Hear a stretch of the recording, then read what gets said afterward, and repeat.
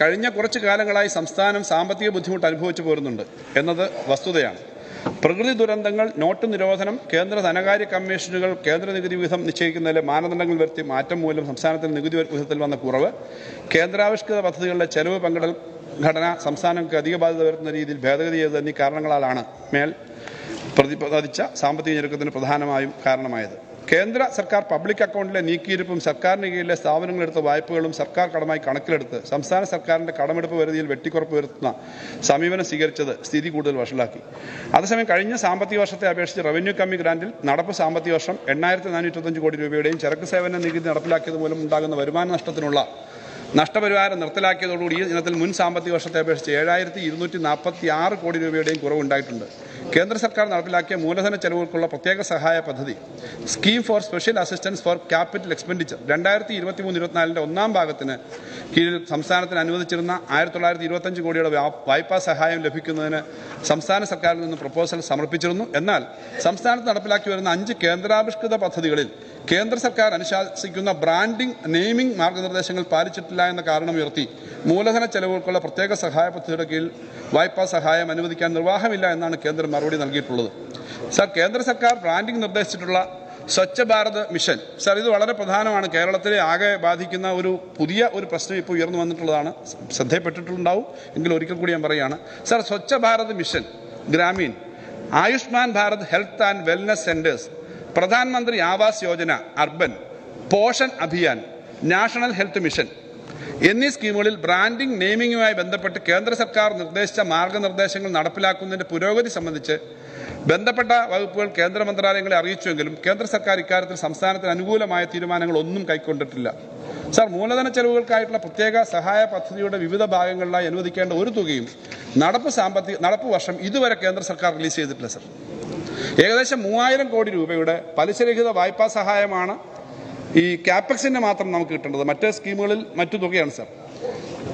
Sir, കേന്ദ്രാവിഷ്കൃത പദ്ധതികളെ കേന്ദ്രവിഹിതവും വലിയ തോതിൽ കുടിശ്ശികയായിട്ടുണ്ട്. മുൻഖണ്ഡികകളിൽ പരാമർശിക്കുന്ന തോതിലുള്ള സംസ്ഥാനത്തിന്റെ വരുമാനത്തിലുള്ള കുറവ് തനത് വരുമാന മാർഗത്തിലൂടെ നികത്തുവാൻ, എല്ലാം പൂർണ്ണമായി നികത്തുവാൻ സാധിക്കുന്നതല്ല. സർ, പക്ഷേ അതിന് ആനുപാതികമായി നമ്മുടെ ചെലവുകൾ വെട്ടിച്ചുരുക്കാനും പറ്റില്ല. ആ വെട്ടിച്ചുരുക്കുന്ന സമീപനമല്ല, കഴിഞ്ഞ വർഷത്തെക്കാളും കൂടുതൽ ചെലവാണ് ഈ വർഷം. നമ്മൾ ഓരോ വർഷവും ചെലവ് വർദ്ധിക്കുന്നുണ്ട്, ഈ വർഷവും അധികം ചെലവഴിച്ചിട്ടുണ്ട്. സർ, ബി, നിലവിലെ സാമ്പത്തിക ബുദ്ധിമുട്ടിനിടയിലും വിവിധ മേഖലകളിലായി വിതരണം ചെയ്യേണ്ട ആനുകൂല്യങ്ങൾ പരമാവധി വിതരണം ചെയ്യുന്നതിന് സർക്കാർ ശ്രമിച്ചു പോരുന്നുണ്ട്.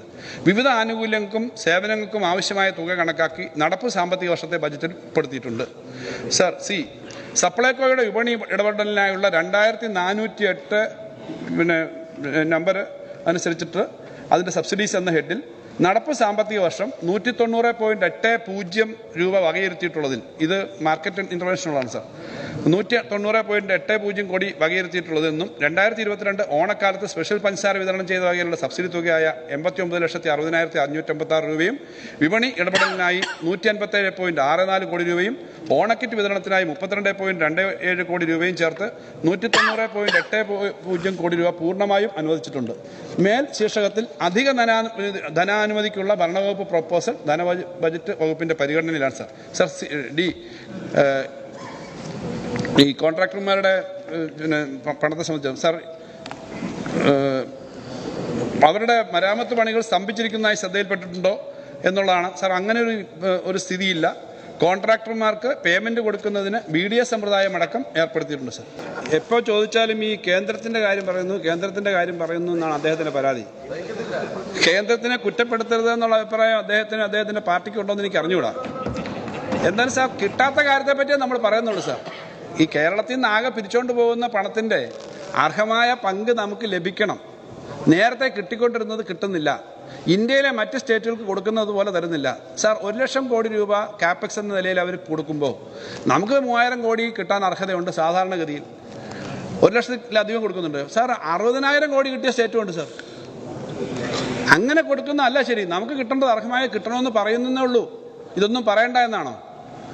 വാസ്തവത്തിൽ നമ്മുടെ ഇവിടുന്ന്, സാർ, ഇത് പാട്ടക്കാരുടെ കാര്യം പറഞ്ഞല്ലോ. പാട്ടം കൊടുത്തിട്ട് മുഴുവൻ അങ്ങ് എടുത്തോണ്ട് പോവാ. പാട്ടം കൊടുക്കുന്നതല്ല രാജ്യത്തിന്റെ കാര്യം. എന്നാലും ഒരു ജന്മി ഉടമ അടിമ എന്നൊക്കെ പറയുന്നു.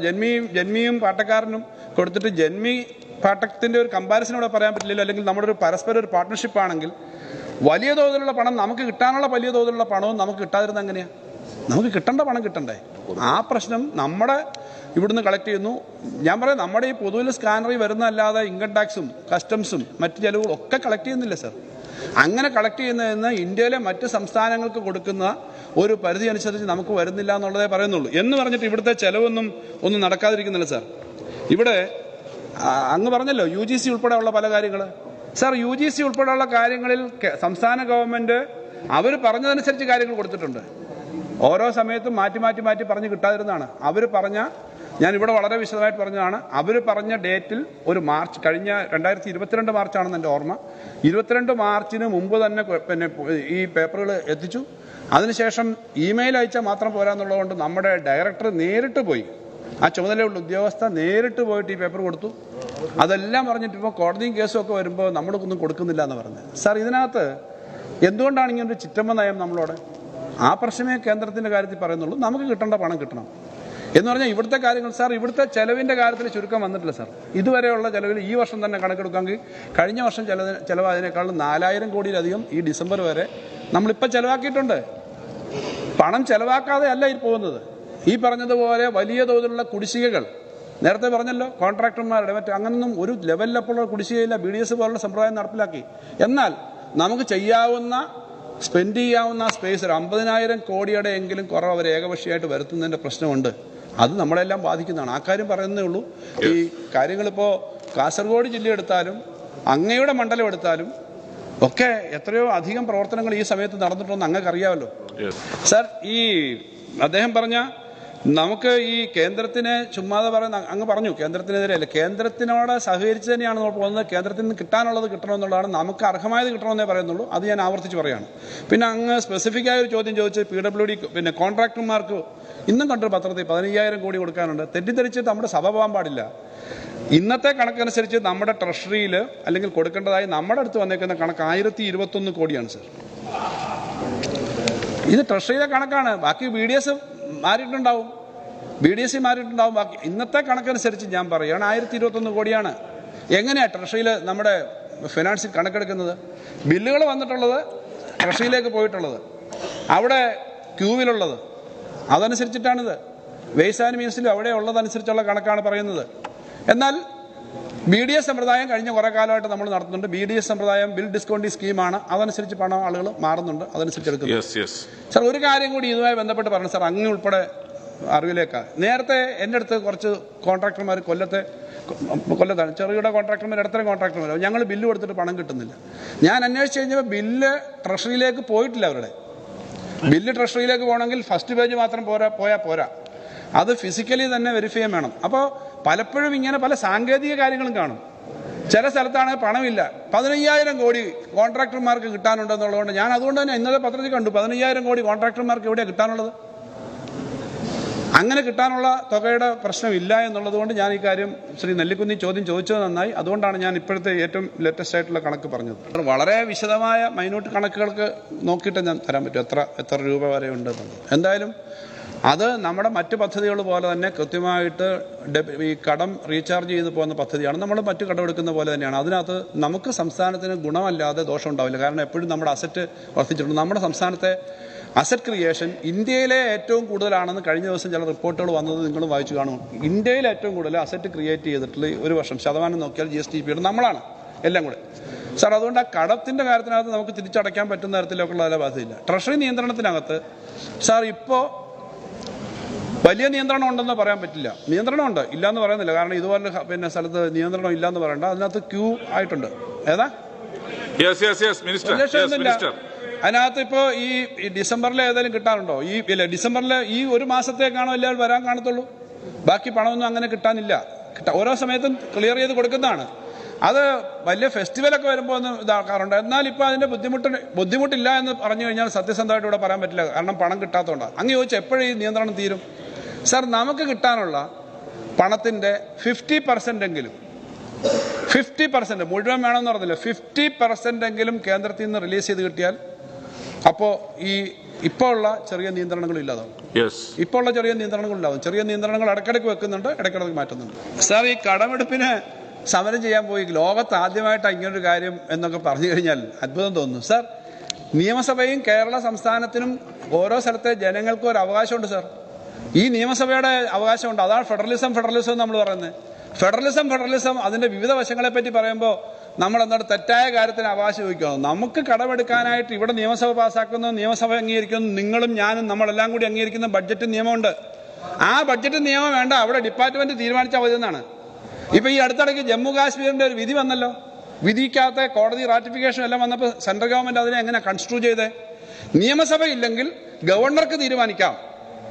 എന്ത് വളരെ ഇമ്പോർട്ടന്റ് ആയിട്ടുള്ള ഈ സ്റ്റേറ്റിന് അവിടുത്തെ പിന്നെ അസംബ്ലി സീറ്റുകൾ തുടങ്ങിയ കാര്യങ്ങൾ പോലും വെച്ചാൽ ഡെമോക്രസിയിൽ അവിടുത്തെ അസംബ്ലി സീറ്റുകൾ റിസർവേഷൻ തുടങ്ങിയ കാര്യങ്ങളെ സംബന്ധിച്ചൊക്കെ ഇടയ്ക്ക് വിവാദം വന്നല്ലോ. 3 ഭാഗമായിട്ട് തിരിക്കുമെന്നൊക്കെ പറഞ്ഞ ജമ്മു കാശ്മീരിലെ ഇഷ്യൂ. അതിനകത്ത് ഏറ്റവും ഒടുവിലായിട്ട് വന്നേക്കുന്ന ആ വിധിയിൽ നിയമസഭയുടെ അവകാശം വേണമെങ്കിൽ ഗവർണറിലേക്ക് കൊടുക്കാവുന്ന നിലയിലേക്ക് കൺസ്ട്രൂ ചെയ്തിരിക്കുന്നു എന്നുള്ളതാണ് ഏറ്റവും ലേറ്റസ്റ്റ് ഇഷ്യൂ. അത് അവിടുത്തെ കാര്യമാണ്. ഇനി ഇപ്പൊ ആ ഗവർണർ കേൾക്കൽ ഇവിടെ നമ്മളൊരു കാര്യം ഇവിടുത്തെ ഒരു തൽക്കാല കാര്യം എത്ര ഈ ഇപ്പൊ നടക്കുന്ന സ്ഥിതി വെച്ചിട്ടൊന്നുമല്ല, എന്തും ചെയ്യാൻ തയ്യാറാവുന്ന തരത്തിലേക്ക് ഭരണകൂടത്തെ ഉപയോഗിക്കുന്നു എന്നുള്ളതാണ് പ്രശ്നം. അങ്ങനെ വരുമ്പോൾ നമ്മൾ പറയാം നമ്മുടെ നിയമസഭയ്ക്ക് എന്തിനാ? നമുക്ക് കടമെടുത്താൽ പാസ്സാക്കുന്ന നിയമം അനുസരിച്ചിട്ട് FRBM മറ്റു ആക്ട് കൊണ്ട് നമ്മൾ പാസ്സാക്കുന്ന നിയമം അനുസരിച്ചിട്ട് നമുക്ക് കടമെടുക്കാൻ അറിയണം. ബഹുമാനപ്പെട്ട മെമ്പർ ബഷീർ ഒരു വീട് വെക്കുമ്പോൾ നിങ്ങൾക്ക് 50 ലക്ഷം അല്ലെങ്കിൽ 1 കോടി നിങ്ങളുടെ ശേഷി അനുസരിച്ച് നിങ്ങൾക്ക് തിരിച്ചടയ്ക്കാവുന്ന കടം നിങ്ങൾ എടുക്കുക. ബാങ്കിന്റെ നിയമം അനുസരിച്ച് ബാങ്ക് നിങ്ങൾക്ക് തരാൻ തയ്യാറാ. ശേഷി 1 കോടിയല്ല 10-50 കോടി ഉണ്ടാവും. ഞാൻ പറഞ്ഞത് അങ്ങനെ തരാൻ തയ്യാറാ. അങ്ങനെ തരാൻ തയ്യാറാവുമ്പോ അത് തരണ്ട എന്ന് നിങ്ങളുടെ വീട്ടിലെ അല്ലാത്ത നിങ്ങളുടെ ഒരു വേറൊരാൾ പറഞ്ഞു കഴിഞ്ഞാൽ, വേറൊരാളല്ല നിങ്ങളുടെ ഏതൊരു ബന്ധു ആയിക്കോട്ടെ, നിങ്ങൾക്ക് എടുക്കാനേ പാടില്ല. ഞാൻ പറഞ്ഞു അങ്ങനെ നോക്കണം സാർ. 1 കോടി രൂപയുടെ ഒരു വീട് വെക്കാൻ അദ്ദേഹത്തിന് അടയ്ക്കാൻ പിന്നെ പവേഴ്സ് ഉണ്ട്. ബാങ്ക് തരാനും തയ്യാറാണ് സാർ. ബാങ്ക് തരാൻ തയ്യാറാണ്. ഇവിടെ ആ കാര്യം സംസ്ഥാനത്തിന്റെ അവകാശം. കടമെടുക്കുന്നു എന്ന് പറഞ്ഞു കഴിഞ്ഞാൽ ലോകത്തെ ഏറ്റവും തെറ്റ് ചെയ്യാനാണോ? സംസ്ഥാന ഗവൺമെന്റ് ഏതാ കടമെടുത്ത് തെറ്റാക്കിയിട്ടുള്ളത്? ഇവിടെ അങ്ങ് പറഞ്ഞെന്താ? ഇവിടെ അങ്ങ് പറഞ്ഞെന്താ? ഇങ്ങനെ കമന്റ്സിനെ ഇഗ്നോർ ചെയ്യാൻ പ്ലീസ്. ചോദ്യത്തിന് മാത്രം ഉത്തരം പറഞ്ഞാൽ മതി. ചോദ്യം അങ്ങ് പറഞ്ഞത് ഞാനെന്ന് പറഞ്ഞു കടമെടുക്കാനായിട്ട് ലോകത്താദ്യമായിട്ട് സമരം ചെയ്തേ. അതെ, ഇനി സമരം ചെയ്യും. ഫെഡറലിസം ഈ സംസ്ഥാനത്തിന്റെ അവകാശം ചോദ്യം ചെയ്താൽ ഇനി സമരം ചെയ്യും. ഇനി സമരം ചെയ്യണമെന്നാണ് എന്റെ അഭിപ്രായം. ഈ എയർപോർട്ടിലേക്കുള്ള റോഡിന്റെ കാര്യം പറഞ്ഞു. എയർപോർട്ടിലേക്കുള്ള സ്ഥലമെടുക്കുന്നതിന് വേണ്ടിയിട്ടുള്ള പദ്ധതി തയ്യാറാക്കിയിട്ടുണ്ട്. റോഡിന്റെ കാര്യത്തിനകത്ത് നേരത്തെ മറുപടി പറഞ്ഞാണ്. അതിനകത്ത് ആ കാര്യം ചെയ്യുന്നതിന് വേണ്ടി ഗവൺമെന്റ് നിലപാടെടുക്കും. അതിനകത്ത് സംശയമില്ല. എയർപോർട്ടിലേക്കുള്ള റോഡിന്റെ കാര്യമാണ്. അങ്ങ് കഴിഞ്ഞ ദിവസം വ്യക്തിപരമായും എന്നോട് ഈ കാര്യം പറഞ്ഞിരുന്നു. എയർപോർട്ടിലേക്കുള്ള റോഡിന്റെ കാര്യത്തിനകത്ത് ഗവൺമെന്റ് ആ കാര്യം നടപ്പിലാക്കും. റോഡ് വികസിപ്പിക്കുന്ന കാര്യമാണ്.